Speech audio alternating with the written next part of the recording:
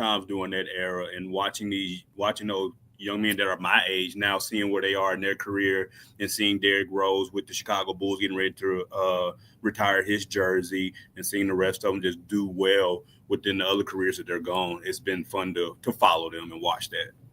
Yeah. So let's talk about you for a moment, man. You've been voted the best hype man in all the NBA. Man, it's a NBA award for fan engagement and fan interactive. Um, it's Pete something. It's back there, and I got it in 2022, I believe. And basically, it's I guess the mecca of entertainment awards, and so I Mhm. received that award for being one of the top people of entertainment, and that was fun. The guys from OKC, in memory of him, and so they created that award. And I received that award, and I always said I was the best hype man. Probably 2 years after I started emceeing, just Yeah. saying something just to be different. And then once I understood what that moniker meant, what that character was, and what it meant to the city, I molded it together, and then boom, like it's who I am. And so it's not just a moniker or a wording. That's me. Like Mhm. when you come to the game, the energy that you feel, what I say, and how I maneuver, that's all organic. And so when I'm out in the community and doing that stuff, I I notice how young men view me, how little kids view me, how older men view me, and it's like the respect factor of what I have to hold. And some people just say you're just holding the mic, but no, I'm representing something, and I'm Mm, representing positivity in the city, and I'm right. representing a position where younger black males and people that look like me can be like, dang, I can do that. Mhm. And still make a living, still have fun, still do this, still be a positive impact, and still enforce positivity into the city. And so that's what I do on game nights in the community and stuff like that. It's all positive, it's all love. Crack jokes, have fun, bring energy, and it's just a blessing to do that and have the Grizzlies brand as a backing for that. So that's the Right. blessing for that. Right. Nice, nice. And man, I've been to several Grizzly games, and you Yeah. have too. So, Mhm. dude, you very entertaining, and you good at what you do. So let me ask you this though: how did all this come about for you? What made you say that I want to go and be a hype man for the Grizzlies? It was weird. Like I said, this is going into my 20th season with the Grizzlies. Wow. Um, and Okay. so I started off as part time as a street team member. One of the people that's like one of the presidents now came into University of Memphis when I first got there, 0405, and was saying they was hiring. And I was like, okay, cool. And applied, boom, boom, boom, went through that, started on street team, then did events. And then next thing I know, I'm moving up into in-game stuff where we start throwing t-shirts and all that and figuring out where I can maneuver from there. And then understanding the organization, I started doing stuff with the community department. And that's where I started doing stuff at the Grizzly Prep School, GrizzFit coach. And so, being a GrizzFit coach, coaching those young men with fitness and all that, and keep teaching them structure. And then from there, went to doing watch parties. And with the watch parties, say if the Grizzlies are playing in LA Friday night, the crew is out there doing somewhere in the city doing a watch party.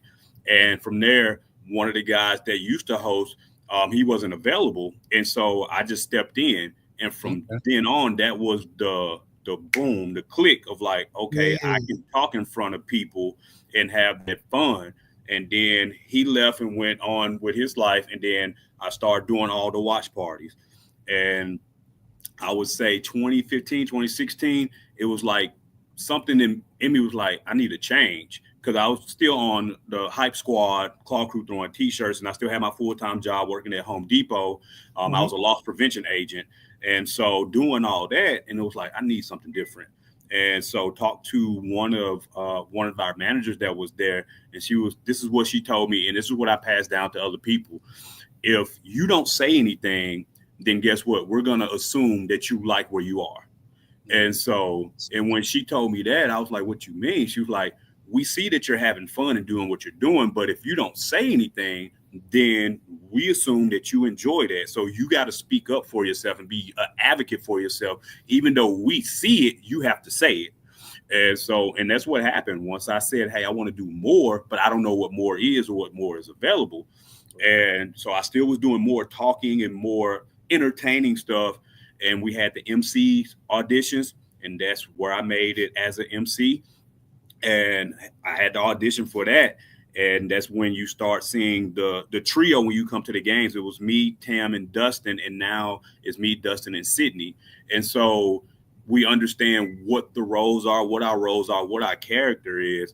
And mine was basically the fun guy, having fun, being silly, but also bring it in full circle and having that energy throughout the game. If we're down by 15 or 20, you may see me on the mic doing something, and next thing you know, we down by 5.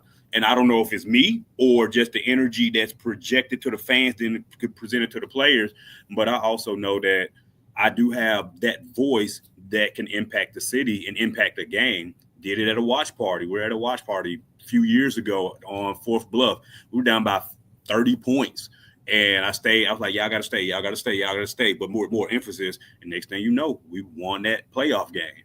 And the fans were so happy that they stayed that even though we were playing out of town, it was still the energy and the aura that was at that part of like, we're glad we stayed. We're glad we stayed and we didn't leave. And that game was so epic.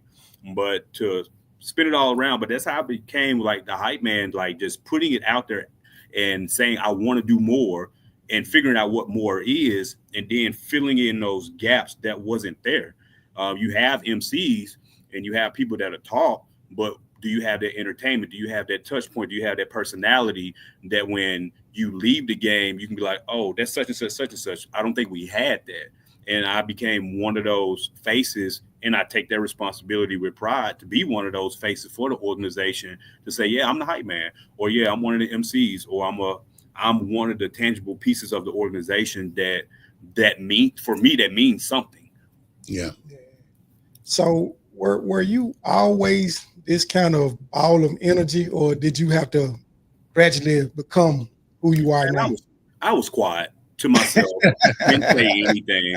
Like you ask my friends, you ask classmates that come to the games, and they were like, "You never said a word." Like I would speak or crack a joke or two, but as for public speaking and talking in front of, I used to stutter over my words doing the book reports in class and just be afraid of that. So I don't know where it came from. I just know it's a blessing and a gift. And I accepted that blessing and that gift. And so over time, I accepted it and I ran with it. Yeah.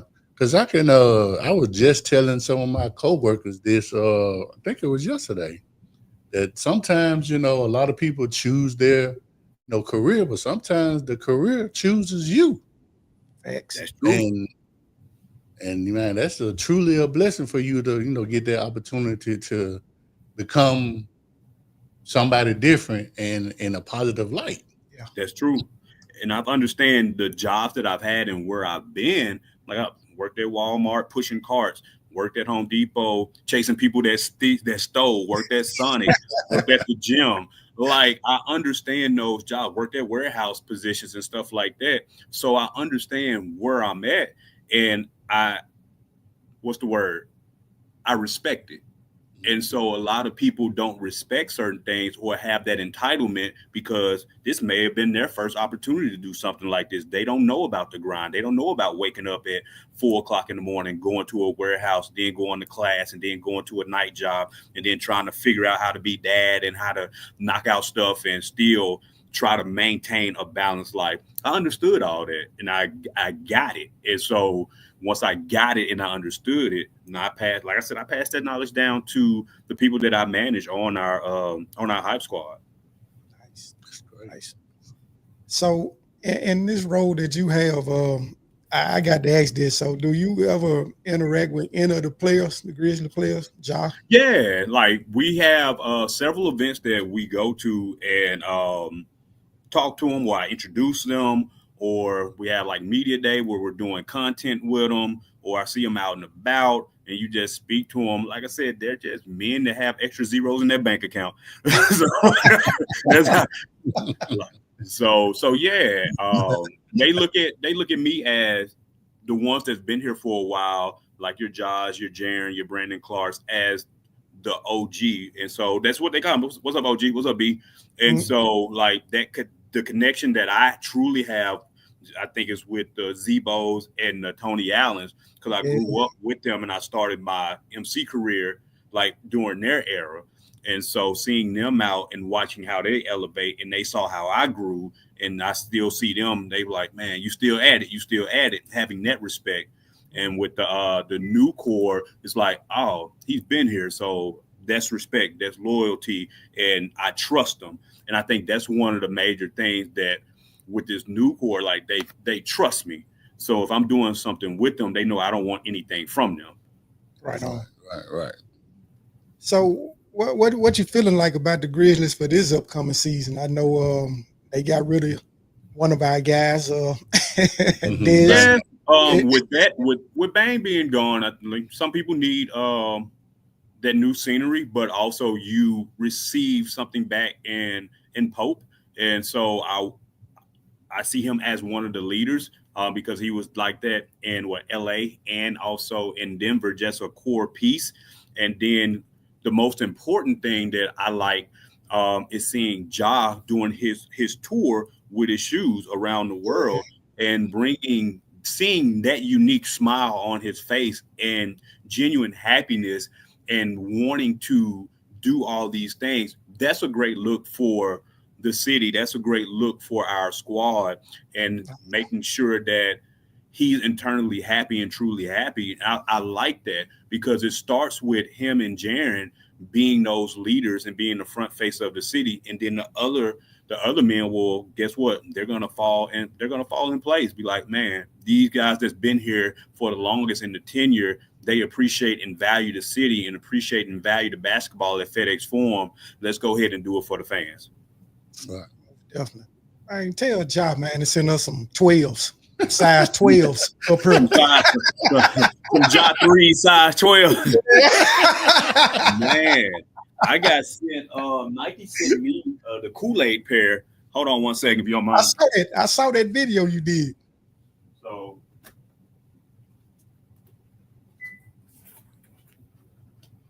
I saw that video. I do a lot of promos for Nike, and I got these sent to me, and they were like, "Are you gonna wear them?" I said, "Nope." So nah, I'm gonna hold on to these, man, and just like I said, and appreciate and value like those things because that's a limited edition. I got the whole Kool-Aid pack and everything, and unveiled it and stuff like that. So for me, that was special. And I don't want to wear those shoes out somewhere thinking I'm just going somewhere nice, and next thing you know, it started raining.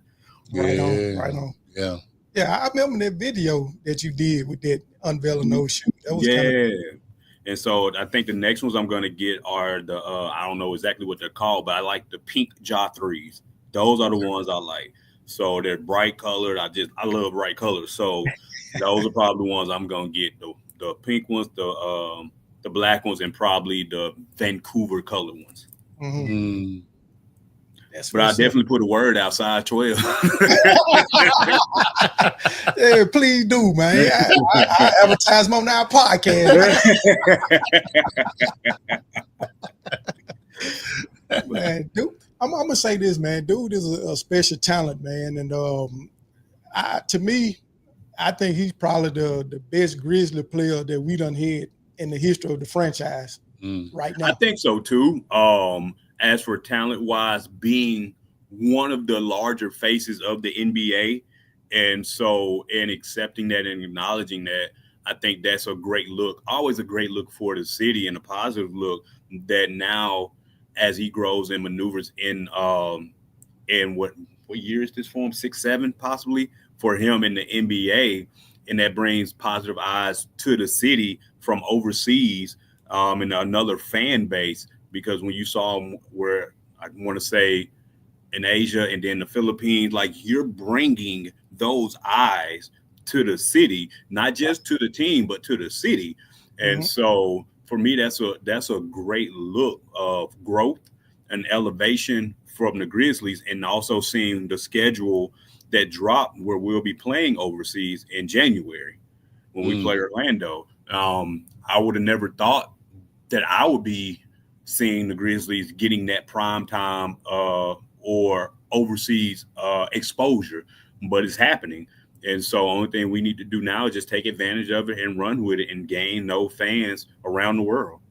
And because I think that's how, what is it, the Lakers, 76ers, New York, like that's how they were built. They got the world as fans. And I think we're able to take over, quote unquote, those large markets now, because a lot of people really don't care about large markets now. These younger kids care about the player. A lot of these kids don't know the history of such teams. They just like such player. And guess what? Such player is on what the quote unquote media says is on a smart market team. But these kids don't, I wouldn't say care, but they are invested in that player. And if they're invested in that player, they're invested in that team. That's true. So you raised some good points there about bringing the eyes on the city. You know, where I'm going at is I want to play devil's advocate for a second with you. Me and Gip, we Memphis bred and Memphis made, and obviously you are too. So what goes through your mind when you hear people like Stephen A. and Kenya Martin talking about how bad our city is and the Grizzlies need to move to Nashville and all that type of shit? For me, it's frustrating because they only come here, Kenyon, when he played. And so, and also you got to understand Nashville hasn't created anything that has been cultured for them. The Titans not cultured from them. I'm not sure about the hockey team, but it's like the Titans came from the Houston Oilers, came here and played, then went to Tennessee. And so I would say in Nashville, probably majority of the Titan fans are not in Nashville. I would say that. And then, but answering your question, that's a tainted way of looking at the city, because where is Stephen A. from? New York. Right. Is New York the Mecca of peace? Is it like you see how he rolls and how he talks and stuff like that. It's not about problem solving. It's more of conflict. And so if you're talking about more of conflict, but then you try to demise a city and say they're about conflict, so what's the balance? And so I don't like how individuals that are not in the city try to break down the city and make it seem that it's not valued. This city is valued. The people love the Grizzlies. The people love the Tigers. They love their sports. And so, in just like with any other city, state, town, or whatever, there's violence, there's bad, but also there's good, there's positivity. And so you just can't pinpoint Memphis, bad. No. Memphis, there's good. Memphis, there's positivity. Memphis, there's tourism. Memphis, there's rise. Memphis, there's a lot of prosperous things that's going on. And so you just say one thing that's bad and then put an NBA franchise to it and then say Nashville is growing. Guess what? Nashville has crime too. Absolutely. Yeah. Absolutely. So you can't say crime stops once you get to Nashville, Tennessee. So yeah. That's facts, man. They just 200 miles east. That's what I'm saying. So, yeah. So I like with me, I don't like it. For me, it's disrespectful and distasteful that you would do that, and then not being disrespectful to another team on the West Coast that wear a certain color, purple and gold. And if you go around the corner from that stadium, are you in a great neighborhood? Right on. Right on. So I'm just saying, like, it's you got to balance it out. Which one is it going to be? So you're going to talk about us in that way, then you got to talk about them in that way. Yeah. Facts. So, I love it, man. So yeah. I did hear y'all going to football talking about Cleveland. Yeah. Hey, I was about to pivot to that for you. Oh, my bad. Yeah, but you right on keto. Yeah, I know. I talked to you earlier today, and wanting to say something about Shador and Aaron Rodgers, so I'll let you have the floor. Man. All right, so you already said it earlier about Joe Flacco. You said he ain't gonna make it 17 games. Right. But also I look at sport from a different perspective. I don't look at it from a game standpoint. I look at it from a storyline. Mm-hmm. And so that's the world I live in, is storytelling. And I feel like the Browns are captivating on the storytelling of this young man's career. Mm-hmm. And nobody would be nobody would be tuned in to this team unless this story was told. And you're just trying to see what's the outcome. Will XYZ player get hurt and now he has the opportunity? Or will they create a lane and try to dispose of him as an NFL player and try to see what's going to happen from there? So it's a two-way highway. And I always believe in, when it comes to storytelling, you have the quote unquote script on what you want, but the universe always wins. So when I say the universe always wins, you never know what's going to happen with Flacco. You never know what's going to happen with the second quarterback or whatnot. Or you never know what other team would be like, I see what y'all doing. Bring them here. Mm-hmm. And so, and that's how I view that situation. It's just, for me, it's just great storytelling. We're in tune. We're having conversation about it. We've been having conversation about those two young men ever since they were in Jackson State. Because they were basically because of their dad, of course, but also they are good players. And you've watched them grow. You watched them turn two programs around. Shador and with Shiloh, Yeah, and Dion, like, turned two programs around within 2 years. So within the last 10 years, you've turned two programs around that made them relevant in sport talk, in sport conversation, and still in sport talk and sport conversation. And so I give them their props on that, because what was that? That was great storytelling. And that's what Dion does a lot. Dion's a great marketer. So it goes back to great storytelling. He got it. He understands, like, football is the movie. So football is the finishing touch. You get to sit down and watch us play whenever we play on a Saturday night or whenever. And then Monday through Friday, I'm writing the story and y'all are tuned in. And then on Saturday, now you get to watch what we do. And so that's one of the, for me, it's an art. It's all, everything in sport is an art. And part of the art is storytelling. And I think it's the same way with Aaron Rodgers. He's 41, 42, same age as me. But also getting those same opportunities and being relevant, because you still want to see that Green Bay Aaron Rodgers and those glimpses of Aaron Rodgers from Green Bay.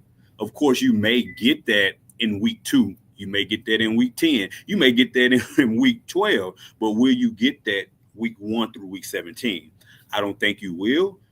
So I don't know what's Tomlin's expectation of a 41, 42-year-old man that just came off an Achilles tear as a quarterback and can't move, and you got guys that's 300 pounds that can run faster than the safety.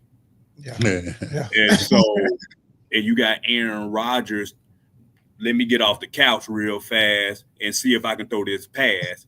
And no, you're going to have that defensive end, that linebacker, that nose, that tackle in your face. So what you going to do? In 17? What you going to do in 4 quarters? Now I'm talking about what you're going to do in 17 weeks. So now you have a great receiving core in DK Metcalf, but can you get it to him? And if you can't, what happens with that morale, with that receiving core? So it's a lot into that for me. But the basis of it was just storytelling and understanding what that looks like from the media standpoint, from the individual standpoint and also from that player standpoint, because at the end of the day, they're athletes, but they're also a part of the NFL, and the NFL is a business that tells a story. Yeah. Makes sense. Makes sense to me. So who your team, man? Who your NFL team? I ain't gonna lie to you. I was a Cowboys fan, and then when Anything else I got to say is, how about them Cowboys? I'm watching America's Team on Netflix now, so I'm chilling. Yeah, we were talking about that earlier. So I think I'm on the Deion Sanders episode. I haven't started it yet. But I think what was Haley, when Haley got traded to them, and Jerry Rice was saying that was one of the worst moves the 49ers made. It was. And then watching how Emmitt Smith got treated with his money, it just seems like the same rotation, decade after decade. Not year. But I was a Cowboys fan, but I just like the sport. I just like to sit down now on, what is it, Thursday, Sunday, Monday, and just sit down and just watch and just relax. That's like an unwind type deal. I would say my favorite quarterback is Patrick Mahomes.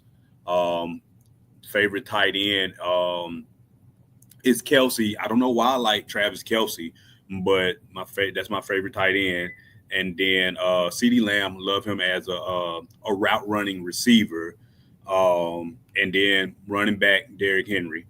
And then favorite quarterback, like I said, Pat Mahomes, but I also like Lamar Jackson. That's what's up, man. Yeah. So I see you a student of the game, man, which is good. Yeah, I tried. I played a little bit, basically in high school, but I played defensive line. I was like 280. Really? Yeah. That was a big one. Played D-line. So yeah, but I love the sport of football, and basketball is a passion because I work for the organization, and still trying to learn other sports. Like baseball is too long for me, so I can't watch it. Yeah, me too. Too long. And then comments. And then like I said, soccer, still trying to learn soccer, and NASCAR and golf and all that stuff. So just trying to figure out those different sports, because that's the avenue as I grow in this career to go into and talk about and figure that avenue out and stuff like that. Because I can't be the hype man forever. I'm self-aware. Are you able to see the comments that that Kim Jr. Williams? What happened? Yeah, he'd be at a lot of Grizzly games too. So that's what's up. Yeah. So yeah, just enjoy. Like I said, I'm just enjoying the moment, because, like you said, I never knew that I would be in this role and having fun at it, and enjoying what I do for a living for an NBA team and also for the city of Memphis. So you well known in the city of Memphis because what you do for the Grizzlies. So let me ask you this: when you out on the town, do people approach you? Yeah, they approach me like they know me. It's cool, because, like I said, I understand what it is, and so I have to. When people come to me and say BLJ or hype man, or that's the Memphis dude, that's the Memphis guy or whatnot, they look for that element of where they saw me at the game. And so, man, had me.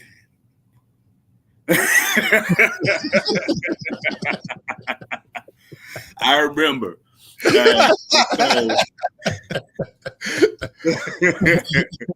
And so I was like, I understand what they look for.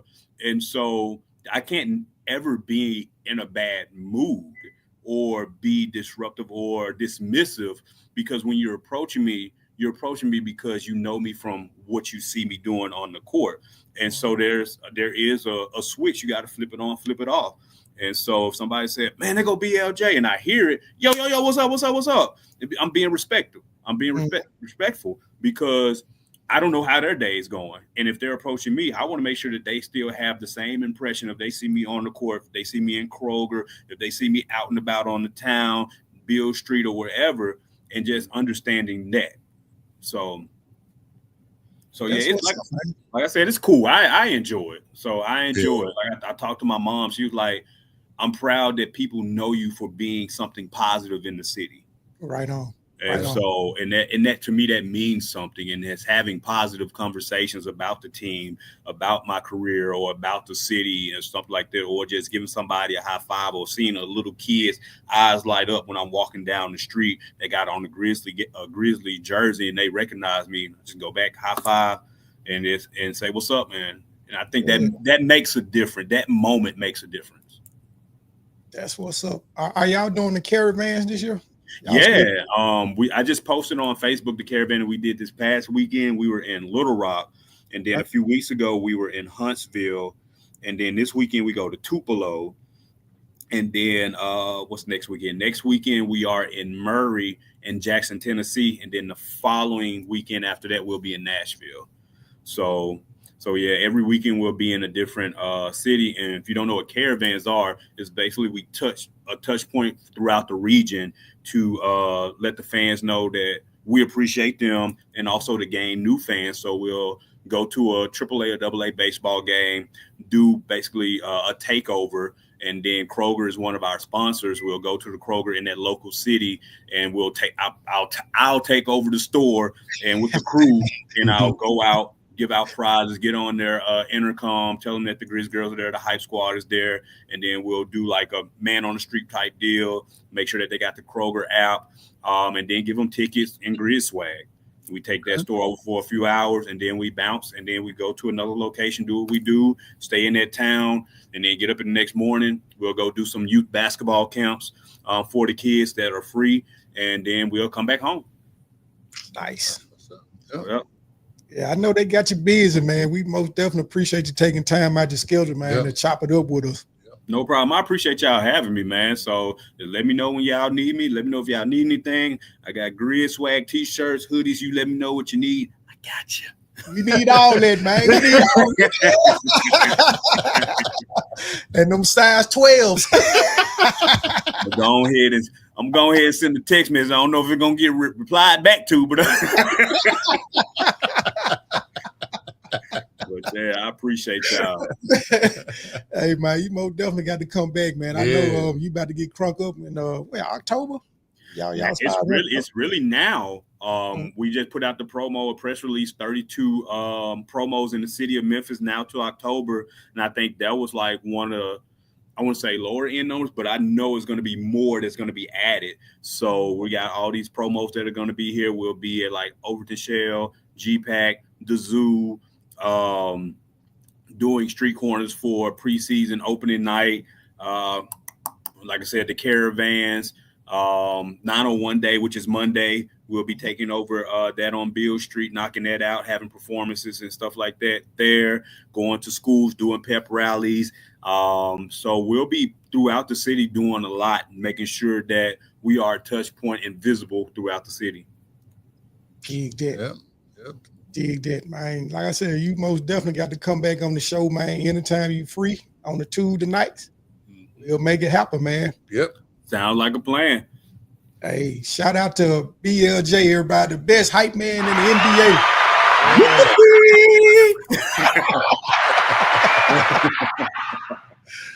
Yeah, brother, we appreciate you again, man. Yeah. And, you take care of yourself, man. We're looking forward to seeing you out there getting crunk up again. We're going to make something shake. Like I always say, in the first quarter, the second quarter, third quarter, in the fourth quarter, we're going to bring all that energy so y'all already know what to do. If y'all don't, listen to me closely. Go Grizz on 3. 1, 2, 3. Go Grizz. Go Grizz. I appreciate y'all, man. All right, now. All right, brother. All right. Man. Yeah, man, that was pretty dope, man. Yes, BLJ, man, the best hype man in the NBA right here in the M-Town. Yes, sir. Yes, sir. Found out he was a Cowboy fan, so. Yeah. I'm glad he, left that misery alone. You and me both, dog. have an awakening. Hey, what? He said, yes, sir. Yeah, man. Speaking of the Cowboys, Michael Parsons still ain't got a contract yet. So what you thinking, man? You think he gonna not play this season? Or? He shouldn't play week 1. Oh man, He shouldn't. Said Cowboy getting a ring. Come on. This never fails, man. Ain't no other fan base but them. But he shouldn't play week 1 because it's too much of a risk.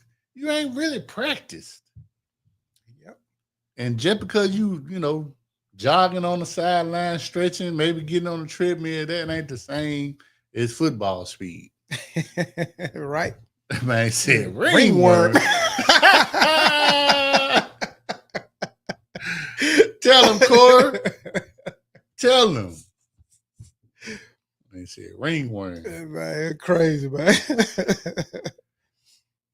You're going to be watching Lord of the Rings. The ring around your toilet bowl.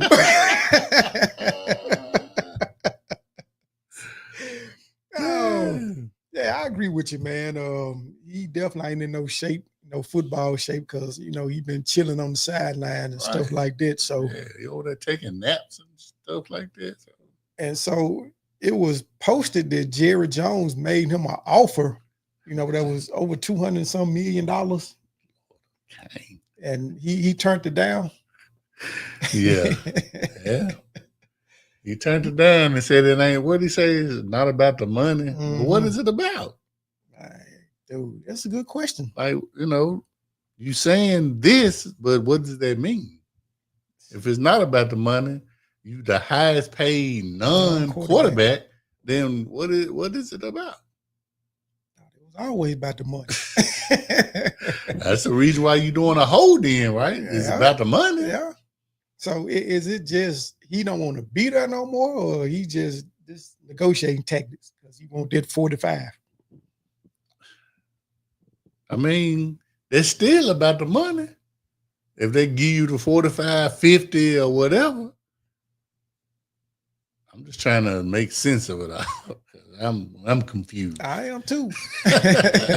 I'm confused. So now I also read that, and I heard Stephen A. mention this too one time before, that Jerry Jones talked to Michael Parsons one-on-one. They supposed to hit like a gentleman's agreement. And so Parsons decided to bring his agent into the mix, and that's when Jerry got pissed. Really? He said he didn't turn it down. He told Jerry to talk to his agent. Yeah, see? So I guess Jerry trying to make it seem like that he don't like doing business with agents, but hey, you got to if you got an agent. Yeah, you ain't finna tell me one thing and do something else. Right. I don't trust you.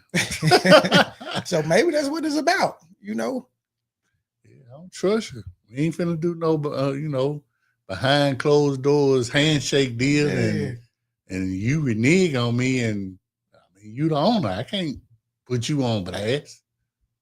You're right, man. And I'm gonna tell you this though, man. A handshake don't mean what it used to mean back in the day. Right. Motherfuckers was, word was bond back then. We shook hands, that was dead on it. It was understood. Right. So nowadays, in 2025, we'll shake hands behind closed doors, but then you type up a damn document that say the total opposite of what we just shook on. Man, yeah, knew he wasn't supposed to talk to him. Yeah, see that? So that says enough right there. So yeah, you with the shenanigans, with the shit. So I don't blame Parsons then. So, dude, if we just talking about just different stuff, okay. But if we talking, football, my contract, my future, I need my representative here. Most definitely. Because it's gonna be a whole bunch of he said, she said, and they gonna believe Jerry over Parsons, make him look like he crazy. I need some representation here. Ain't nothing wrong with that. He's allowed to do that. Right. You know, y'all finna start talking contract talks and negotiations and stuff like that. You finna have all this lingo that he probably don't know nothing about or don't feel comfortable with, you know, signing off on. So just say if he be like, okay, we'll do a handshake deal. You just go out there and play, and by week 4, this is what I'm gonna give you. And then you go out there and you tear your ACL. No, you ain't finna get that deal. You ain't finna get that deal. Man. Well, I mean, yeah, but that was before you got hurt, and no, we ain't doing that. Dog. Exactly. Man, I need you to put that shit in writing. Right. You put your name on there. I put my name on there. After my folks look it over, of course. Yeah, can't go on no what ifs. Exactly. What'd you say? Mike said he's gonna talk about leadership on the team, and Jerry began talking about his contract. Jerry ambushed him. I didn't believe that. Oh man. So he was like, no, this ain't what I came to talk about, man. Right. But let me go get my folks and then we can have this discussion. Right. And Jerry wrinkled up ass, no. Yeah. Oh. That's what he was trying to do, get him to, you know what I'm saying, handshake on the deal. And you're going to probably, like I said, something going to happen and you ain't going to fall through. Right. He most definitely wasn't going to fall through if he, you know, went out there and got hurt. Right. So, no, man. I mean, friends is friends, but business is another thing. You know what I'm saying? It's business. It's business. At the end of the day. You ain't supposed to be friends with the owner, no way. Why would you? Dude, my manager at work, man, I'm not going out to dinner with him and all that dog shit. Speaking, how you doing? Keep his. I'm not going over his house watching no games and shit. Hell no. Hey, Jerry said. Oh, see, there you go. There you go. So that's the whole problem right there. Mm-hmm. That's the whole problem. Mm-hmm. Jerry thought he got jelly and got jammed. Mm-hmm. Now it's starting to make sense. What Micah said about it.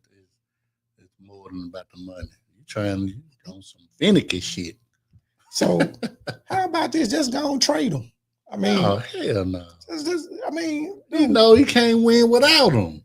But he your best player, and he about all you got, pretty much. Especially on defense. Yeah. And then trade him where? I mean, dude, you can send him somewhere, man. Y'all can goddamn and do the same deal that y'all did for Herschel Walker back in the day. You might get something like that, another King's ransom, and you can start the team all over again. Nah, this is different. He's scared. He sends him somewhere and he gonna win a ring and he gonna be mad at the rest of his life. Oh shit, he ain't gonna win that with you. Yep. So why does it matter? Because you know he ain't gonna accept going to no sorry team. You're gonna have to send me to a contender. So nah. You finna send me to Carolina? All right. Just because they paying me 60, I ain't finna sniff no damn playoffs. So yeah, that shit wild, man. But other news, man. Of course, you know, Shedeur Sanders, he stunk it up this past weekend. You know, he went 3 for 6 for 14 yards, no touchdowns, no picks. He had 5 sacks. Yeah. 1 sack was like a 22-yard loss. Yeah. Because you're holding the ball still. Somebody said to my trade page there and turn down these. That's what's up. Yeah. I mean, that's all it is. He don't want to. He basically your best player on defense for sure. Right.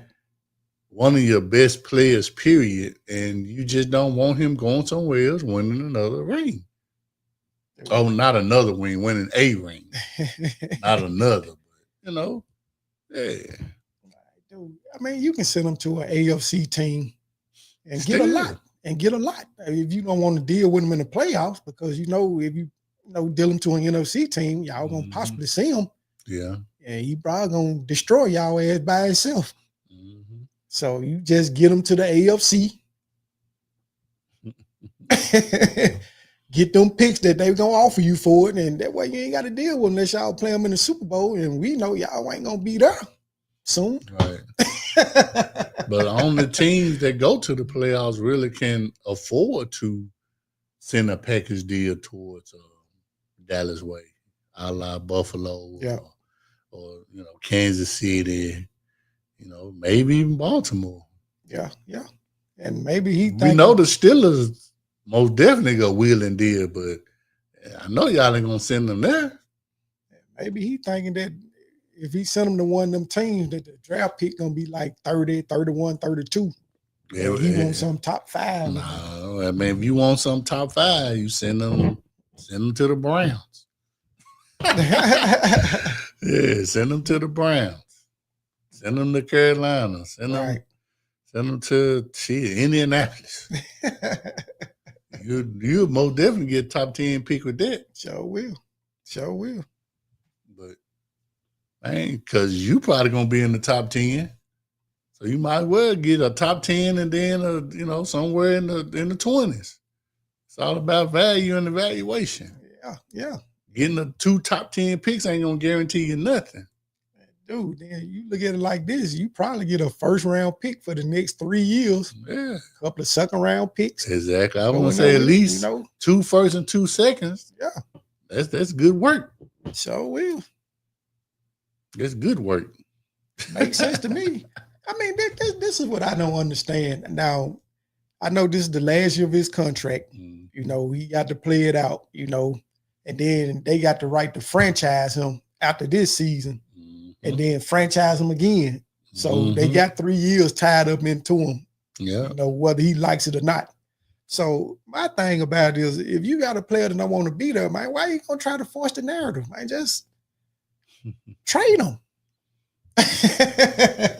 Just trade him, dog.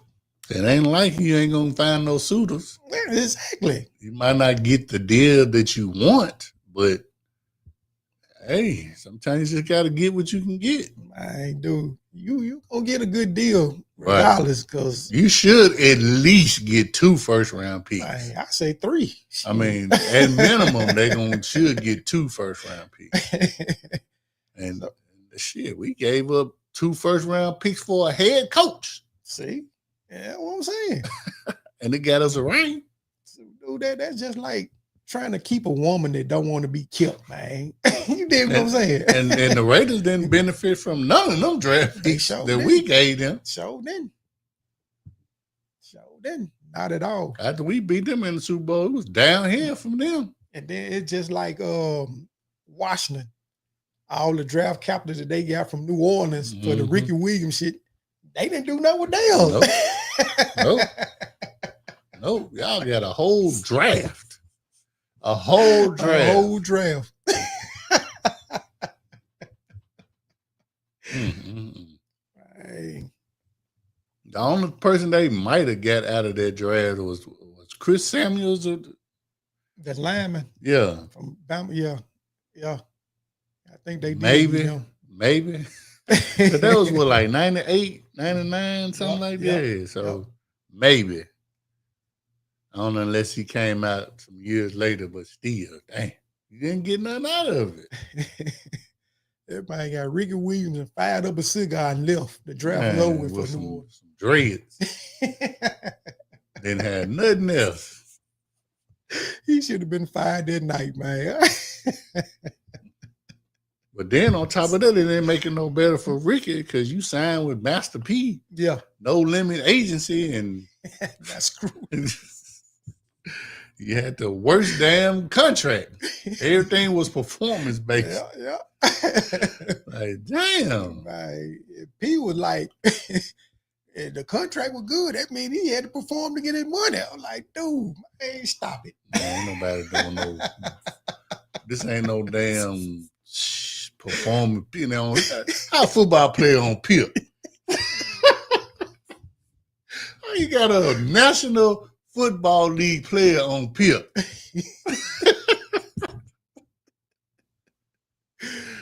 Damn. If everybody in the workforce on PIP just to get paid, You'll never get a damn check. Like, what? What? Yeah, you already don't even want to come to work, let alone, damn, I gotta get my quota just to get paid. But you got your cheese up front, though. Yeah. I gotta have a good day every day. Man. 365. No fuck ups. Can't take no days off. No days off, no fuck ups. I'm on pip. No, you got to be outstanding every day. There ain't nobody outstanding every day. Gotta get all five. All five every day. Shit, you can't have a bad day, man.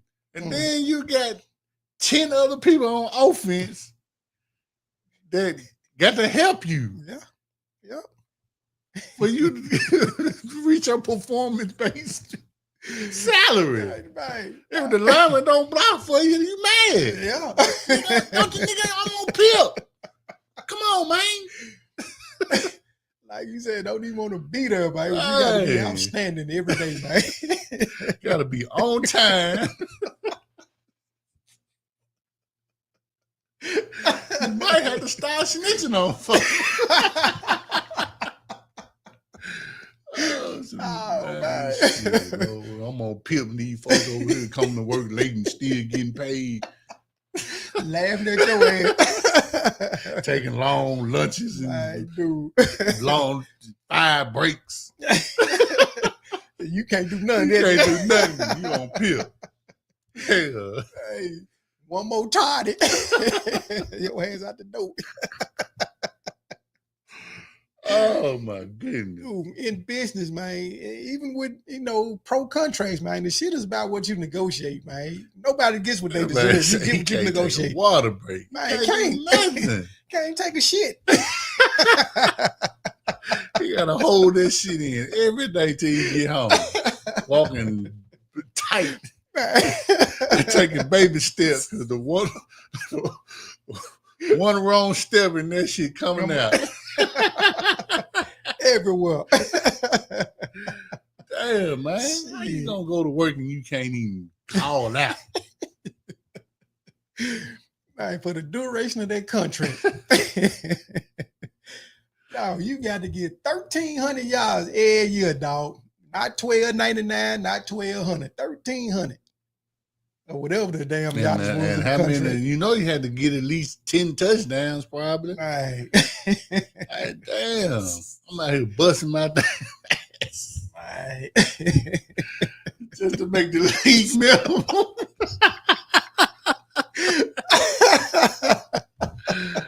Damn. Man, these folk pulling up, man, and goddamn it, Bentleys and Vets and shit, man. You riding a Toyota Corolla.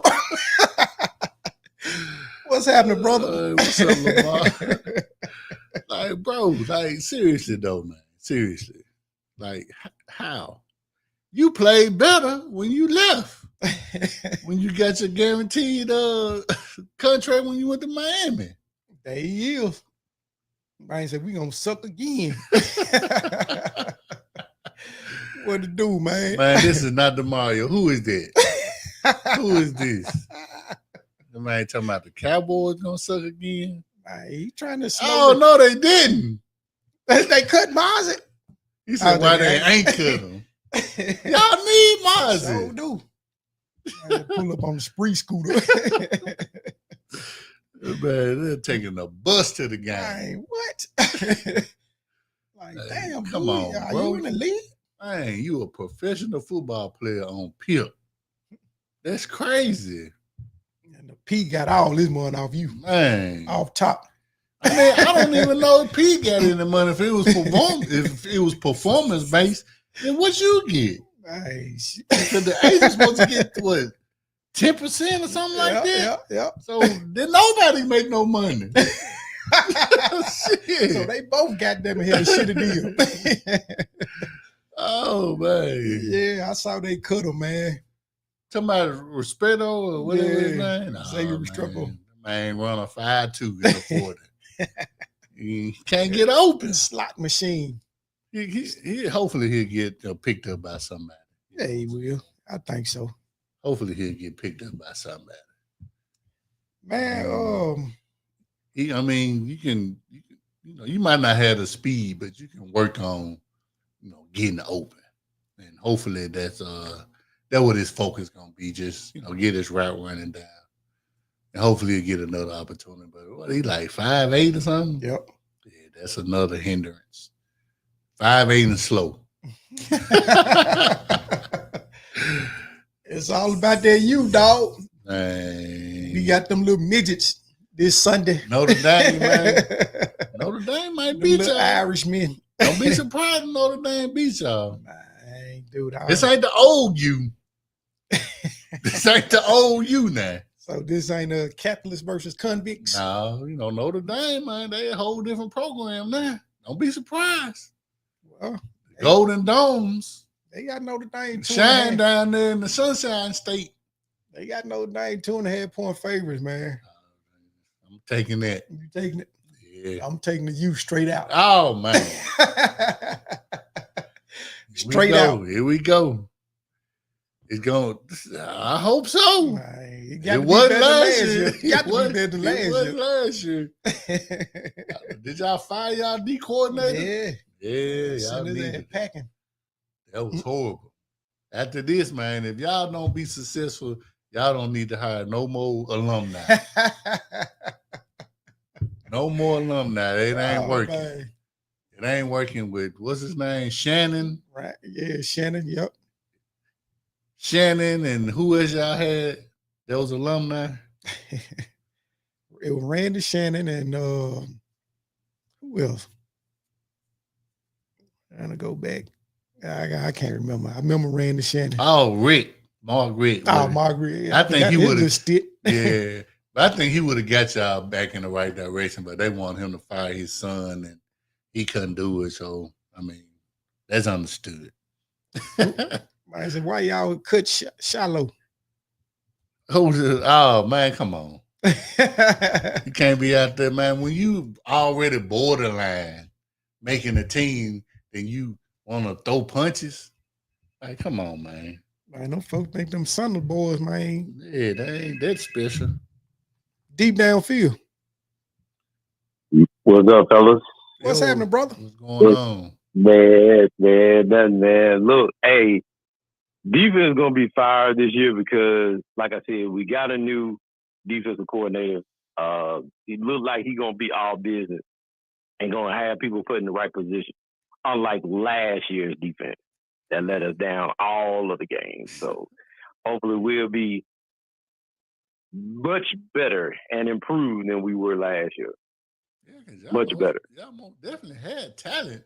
It just, a lot of them guys look like on one side of the ball. No, y'all got talent on defense, but it was like they looked lost out there at some of the games that I was watching. Like, damn, how y'all leave a person wide open like this?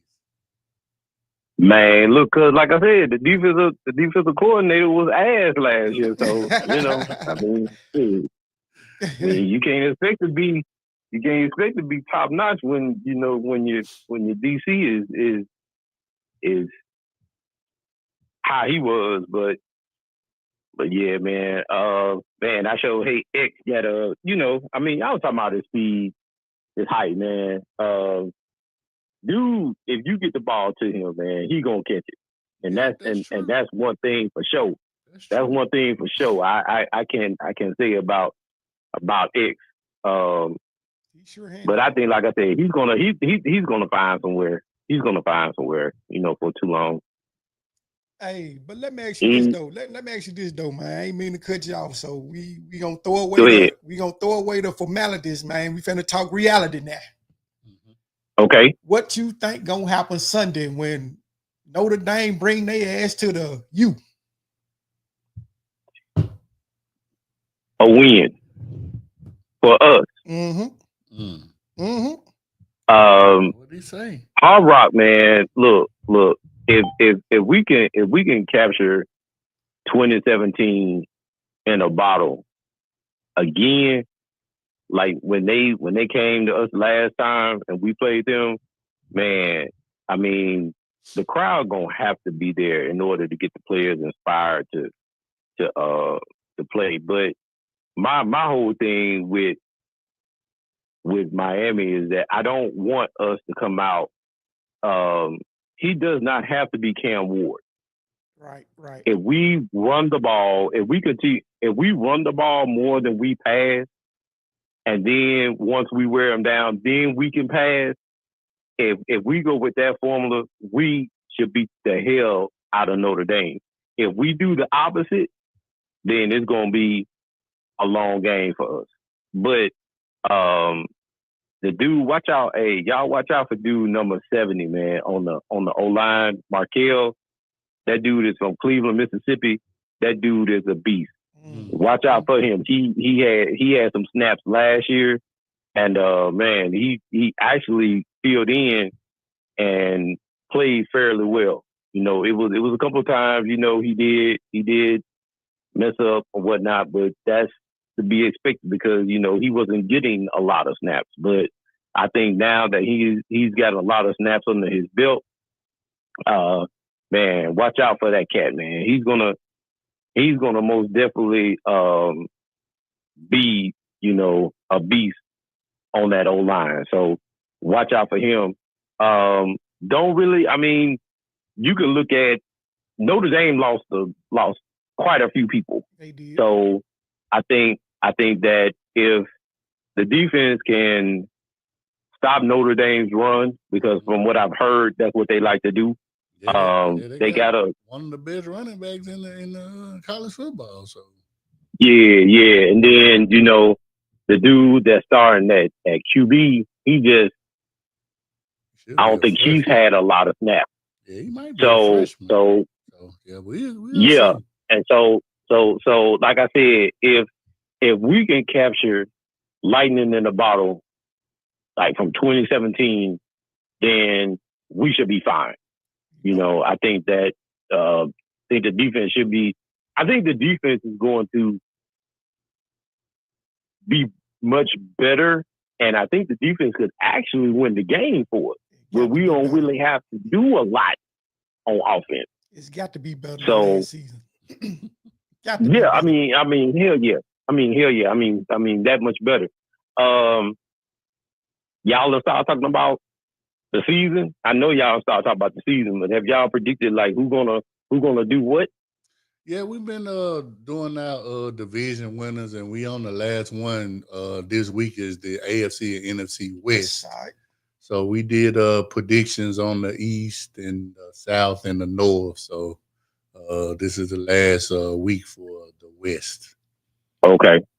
So, you know, you can check those out and get caught up. And yeah. Like I think I told y'all, like I think like toward the end of the season, or you know when y'all was still doing it, and then y'all went it, and then y'all took a break. Tell them, Corey. I'm still on Houston, of course. I think Washington gonna kind of. I'm not gonna say they're gonna take a step back, but their schedule is a lot harder than it was last year. So I believe they're gonna, you know, maybe drop, maybe just a little bit, but not that much. I'm really looking at Tampa, New England. I'm really looking at New England. And for people to start going crazy in the comments and stuff, people, let me give this disclaimer. I'm not saying that New England is going to make the playoffs. Okay, it's just going to be better. They're not going to make the playoffs, but they're going to win. I think their win total is going to be a little bit higher, and I think in the midst of those wins, they potentially could upset a playoff team that's going to probably propel them for next season. So I'm not saying that they're going to win the Super Bowl or they're going to make the playoffs, but I think New England is probably one of those teams you got to look out for. I think the Chargers also they can take a step forward because I think now they got all their pieces I think they got some pieces in place. I think Harbaugh last year was getting the pieces. Now I think they got a piece here, and because you got to remember that squad didn't even have. I think most of their wide receiver core left. Yep. And so he, I mean, he worked with what he got. We know what he had. I think Baltimore this year, y'all, I think this is a make or break season for Baltimore. If Baltimore does not win, if they don't win this year, or at least make it to the Super Bowl and play in it, and I think this is a make or break for Buffalo. I mean, for Baltimore, because they've been in the conversation for so long, and so has Buffalo too. Yeah. I don't know who y'all pick as far as that division, or to come out the AFC, but I think this is a make or break year for Baltimore though, because they've been the favorite for like the past. How long they've been the favorite for? Like the last 4 or 5 years. Yeah, that sounds about right. And then they got bounced. They've been getting bounced. So back Kansas City. Yeah. Yep. Or Buffalo. Yeah. Or Buffalo, because I think they lost to Buffalo last year, right? Yep. That's what so see, yeah, I mean, I didn't even pick them to win a division this year. I got the Steelers win that division. Wow. Yep. I think it's over. Wow. I think it's over with for them, dog. Y'all done had your chance. Yeah. You only got so many years. Wow. Yeah. I'll pick Baltimore. I got him speechless over there. He's like, wow. No, because like, I mean, Pittsburgh they got pieces. Man, who is this starting running back? They keep a running back, so I ain't worried about them running. We had to get a Steeler fan online. Look. If any Pittsburgh Steelers fans in the chat, I'm not disrespecting you.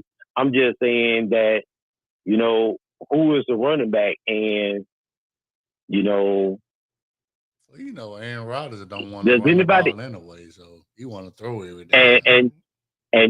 And you know what? That's gonna be their Achilles heel. If he gotta drop back and pass, and that offensive line to protect him, he gonna need all that All-State insurance or State Farm insurance that he used to advertise. He gonna need all of that. Cause man, discount. He gonna no. So, as far as my 49ers is concerned, 11 or 12 wins. 11 or 12 wins at the most this season. Okay, that's good. Well, I'm leaning more toward 11 than 12. If we get 12, that's cool. Only because I think this year is going to be like a little bit of growing pains, being that what we have. Again, you know what? It's so ironic that two of my favorite teams, one in college and the other one in the pros, the defense sucked last year. Because the 49ers defense sucked. Sure did. University of Miami defense sucked. So it can't get no better but from here. They say you got a lot on your mind, man. No, I ain't got a lot on my mind. It's just the fact that no. You guys look. You guys got to understand. You guys got to understand that when the 49ers play, it doesn't at times doesn't correlate to the players. It's the play calling that be suspect for me. So you could say I'm confused or I'm sounding the way how I'm sounding is only because of we don't know what we're gonna get with Kyle Shanahan from year to year. and only 49er fans would know that. Facts. So I'm just saying, like I don't really know what we gonna get, because we can get a good Kyle Shanahan play calling, and then the next 4 games we'd be scratching our head like, okay, what was that? Right. So, but hopefully it won't come down to a field goal. Moody. If you know what I mean, because oh God, oh my God, please cut that man today, please. He now, if anybody in the NFL should have been cut, it should have been him. Yeah. He's straight booty. That dude, booty. yeah, Booty, that booty. dude, yeah, you get him right. He needed to be cut.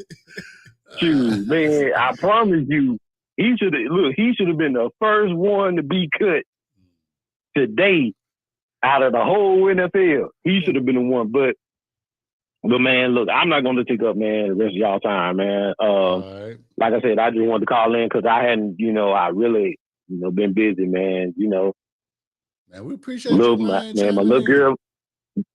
Yeah, man, my little girl, man, had me busy, man. So, gotta get us straight and everything. But man, look, good talking to y'all, man. And man, y'all be blessed, man. All right, man. Brother. You too. Look forward to hearing from the rest of the season, man.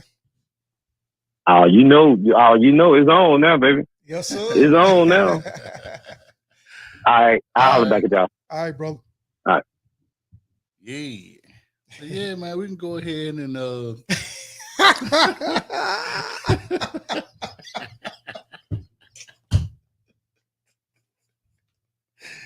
Damn, everybody said Aretha funeral wasn't that long. no, in the chat was. The election wasn't that long. Boy, that chat be brutal, boy. Yeah, no. Chat be brutal. No, but shit, man got a lot on his mind. That man was like, Usher confessions. Right. We know Lamar, man. Don't worry about them, man.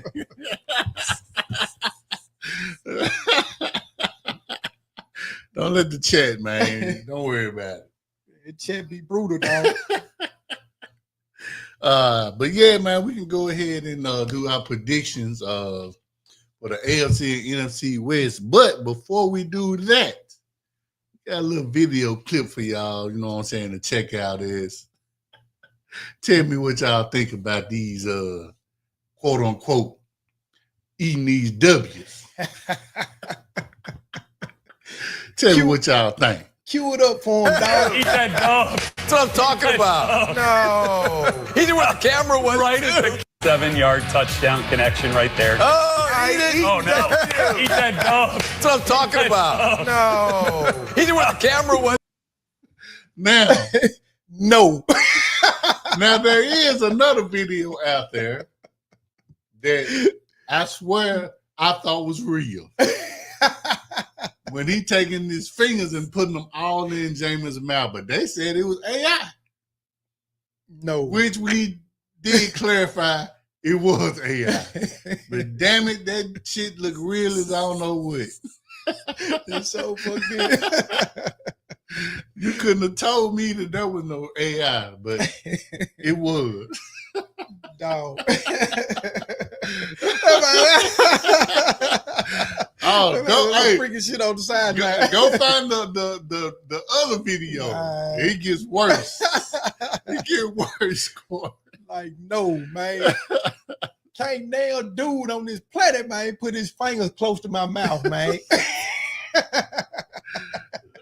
Under no circumstances. I might not want my own fingers that close to my vein. Sopping up some biscuits and gravy or something, you know what I'm saying? Hey, man, dude gonna put his fingers that close to my mouth, dog. Yeah, that's He was too comfortable. Hey, very comfortable.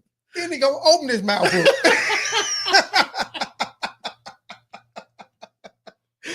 Like, dude.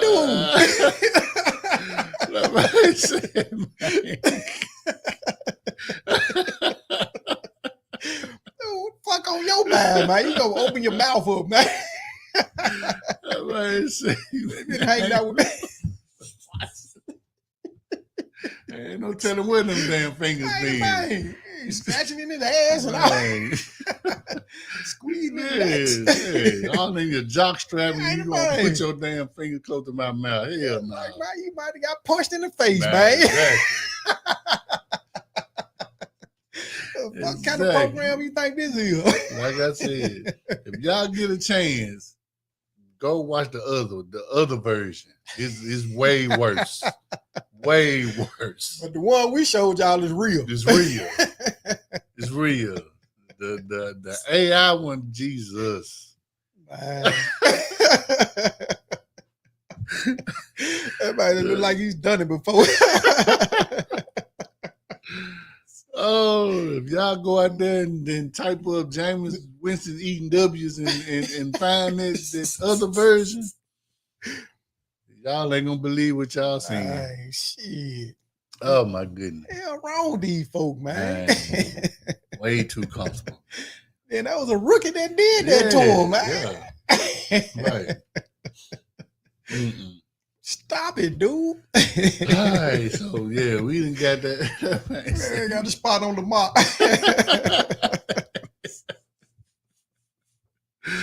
We got a spot on the mall. Hell. We're gonna be walking up down the street with his W's hanging up.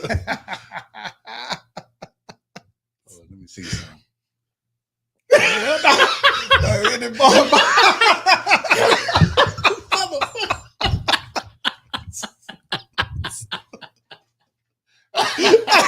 Hold up, we gonna do. How you eating a box over there? Right. You lucky I don't want to waste your damn beer, man. Let's see if you really down with the U.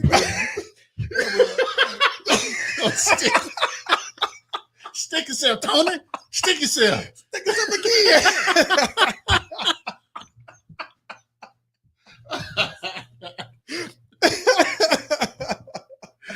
Oh shit. Oh, You man. crazy, dog. All right, man. We gotta push on. Okay, man. So who you got winning the AFC West?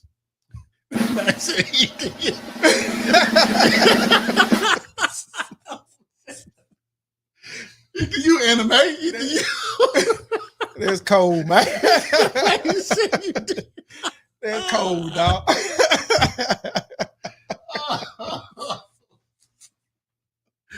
Oh man, I ain't gonna make the rest of the show. That's cold, dog. Oh shit, damn! I picked up the damn pen, stab him,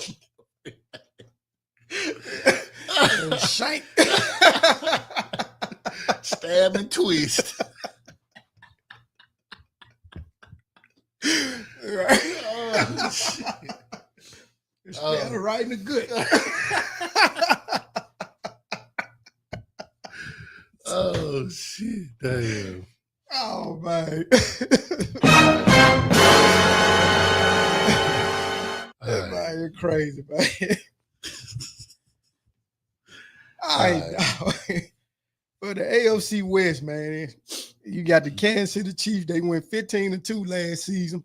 Got the LA Chargers. They went 11-6 last season. Denver Broncos 10-7, and the Raiders bringing up theirs last year 4-13. So this is how I see it playing out this year in the AFC West. I got the Broncos winning the division. Oh, okay. Shocker, huh? I got the Broncos. I think the Broncos, they got Sean Payton. They're going to be well coached. They got a hell of a defense. They do. And, dude, I just think they're going to take that next step, man, knock Kansas City off. Knock them off that mantle. Mm-hmm.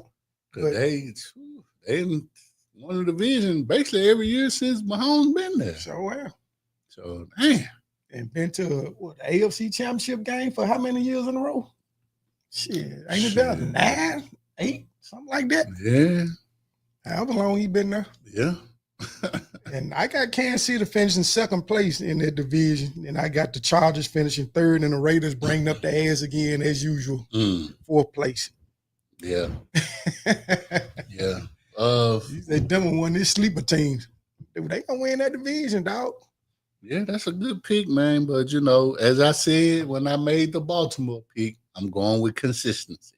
Oh shit! And Kansas City is ain't no other team been more consistent than Kansas City. You wrong. The refs.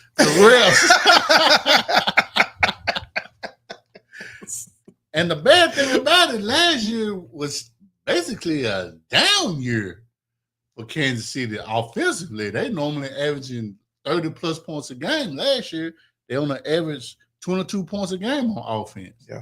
And defensively, they was giving up 19 points. So if it was a time for Kansas City to fall off or somebody to knock them off the mantle, it was last year.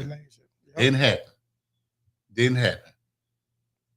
And not only that, you had the opportunity like Baltimore or Buffalo to go to the Super Bowl. Didn't happen. Now, Facts. They end up losing, but the Super Bowl. But hey, ain't no team in the AFC done it outside of two teams. That's the Patriots and the Bengals. Other than that, strictly Kansas City. Yeah. Yeah, so eventually that rain got to come to an end, though. He said, never hung Buffalo. Yeah. I said for a half. Yep, for a half. They did. For a half. So I expect them to take that next step, man. Yeah, man, we're going to see. That's a good pick, though. So, who you got for the NFC West? NFC West. West side in this motherfucker right here. West side in this motherfucker right here. That man said, the story, this is going to be, oh, my God. I'm tired of seeing it already. I'm telling you, dog. Why is it important for that to pop up on my phone? Right, man, too. What kind of alert is this? I don't care. On ESPN, tickle. Man.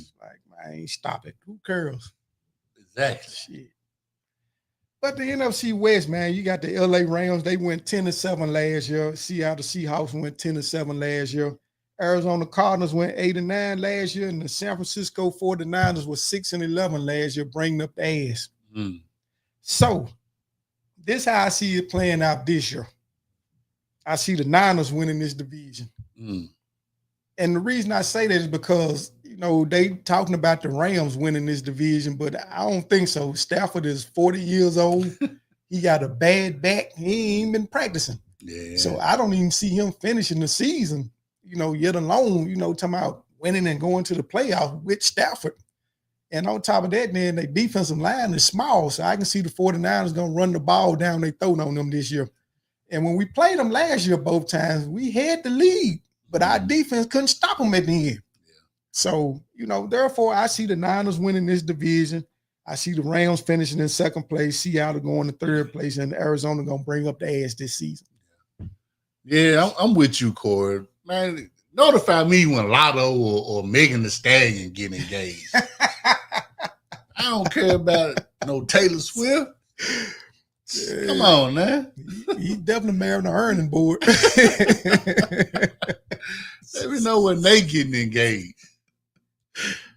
Then I feel, some type of way. But I don't care about that.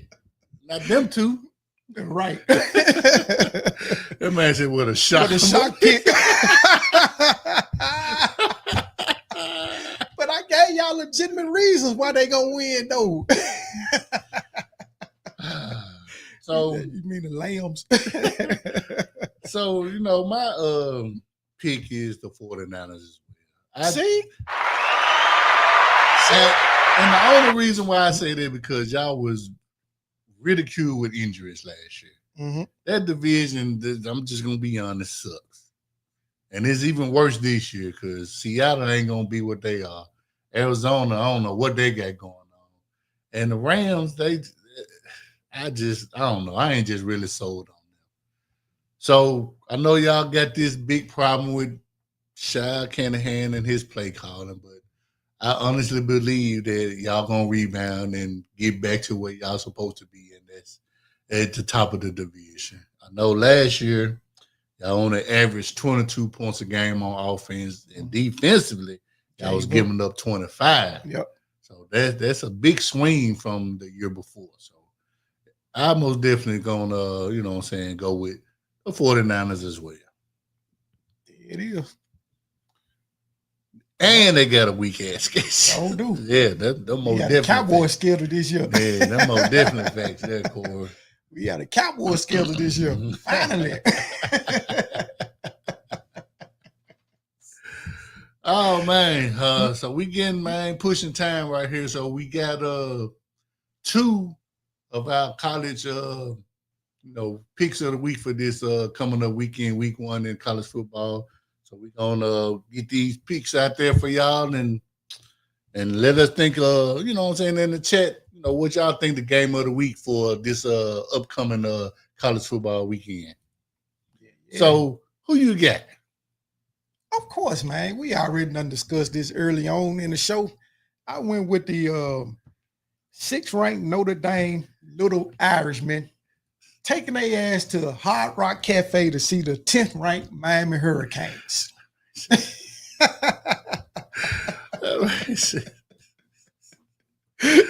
Oh man,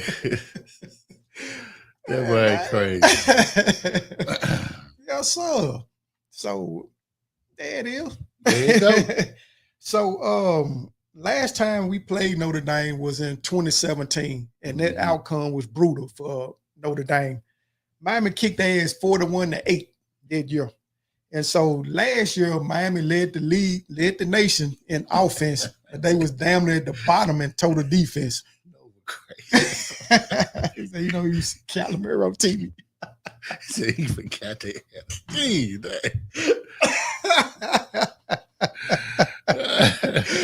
man, that crazy ass for the shock pit. That man on you, bro.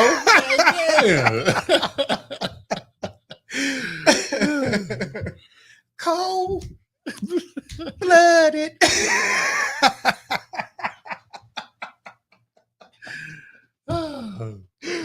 But hey, man, but the spread goes like this here, man. Notre Dame is favored by -2.5 points. The over and under is 49.5, and the money line is -130 for Notre Dame. I'm taking Miami straight up to whoop that ass at Hard Rock. I heard that. I ain't mad at you. I ain't mad at you. So, I'm a what you call it? I got a family. Anyway, let me see something right quick. I get it. Still a little rusty from the off season and all this stuff, but we gonna get there. We gonna work it out, dog. Yeah, we gonna get there. Work it out. But I'm with Corey. You know what I'm saying? I'm going with Ohio State and Texas. Get your ass off of here.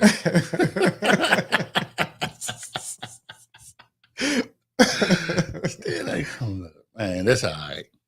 We'll get it together. But yeah, I'm gonna go with Ohio State and Texas. I think that's gonna be a real game. It's gonna be a good number one. 1 versus number 3. Last year, Texas averaged 33 points a game. Ohio State averaged 35 points a game. Defensively, Texas only gave up 15, and Ohio State only gave up 12. So it's most definitely gonna be a real big game for early season, and I can't wait. And you know something, man? Ohio State lost a lot in this offseason too, but I know that don't mean nothing for them because they keep quite a bit of talent on their roster, man. And so we get to see Arch Manning. We get to see if the hype is real with him or not. Yeah, and I think he's gonna be straight, but you going against a good team and on the road. Yeah, because this at Ohio State, right? Right. Yeah. So yeah, that's gonna be a doozy. Yeah. So, dude, I'm looking forward to this weekend, man. It's gonna be on and popping, man. He's a porn. Can't remove your your horn hood. The Pornhub page. Hey, I don't watch that on the work laptop. You know what I'm saying? Just in case. Oh shit! But also for your Tennessee fans out there like myself, you see, I'm representing. We playing Syracuse this weekend too, 11 o'clock. You know what I'm saying? Y'all make sure y'all check us out. You know, Hyper just got an extension to 2030. So boom. She'll be a beat down. We going in the right direction. She'll be a beat down. It need to be. We need to see what we get after, Nico decided he wanted to leave for family reasons.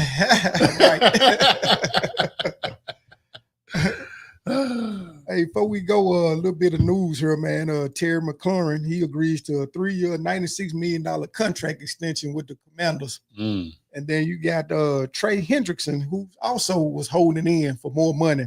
So now this year, it was kind of confusing what he did. So he didn't get an extension, but he got an upgrade in his salary this season.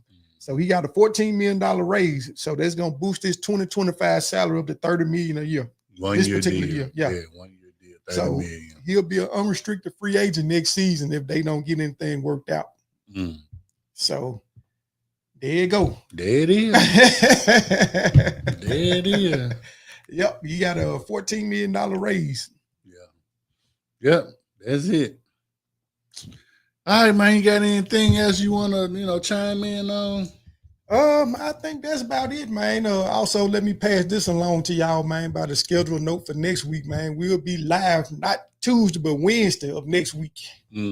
Wednesday night at 7 p.m. So y'all make sure y'all put that on your calendar, man, and on your phones and all of that good shit there. So we want to see y'all right back here so we can talk college ball. And we get ready for Thursday night football with the Cowboys and the Eagles. Yeah. If y'all hit that notification bell, y'all most definitely get notified when we go live. There it is. Balls. Cue the music. Hey, man, like we do every week around this time, man, shout out to everybody who chimed in with us tonight, man. Much love. Definitely appreciate it. Big shout out to the dude, man, the Memphis hype man himself, Brandon BLJ of the Memphis Grizzlies, man. Appreciate you, man, taking time out to rap with us tonight. And if y'all know somebody who need a dope podcast to check out, y'all tell them about Deep Down Fields podcast. We are strictly on YouTube exclusively. Y'all make sure y'all hit that like button and that subscribe button for us. And if you're digging this hat I got on, make sure y'all click the link in that description. Fanatics got you covered. Y'all can take advantage of 25% off. Yeah, we do get a commission for any purchase you make, and those proceeds will go to us continuing bringing this hot podcast to y'all. This dopeness, you dig. And if you dig this sucker ducker shirt I got on, it's part of the Deep Downfield merchandise, man. Y'all get at us, man. We'll make sure y'all get straight on there too, man. And it's football. Yeah. It's football. It's football. Oh, go ahead. Man, finna bust a flow one. Damn. We ready, dog. We ready. Hey, y'all make sure y'all keep riding with us, man. Season 6 is gonna be so dope, man. I promise you, man. You got anything else, Gip? That's it. All right, y'all. For my dude Marlon, aka Big Gip, I'm your dude Martell the Sucker Ducker. We gonna catch y'all next Wednesday night, and we gone.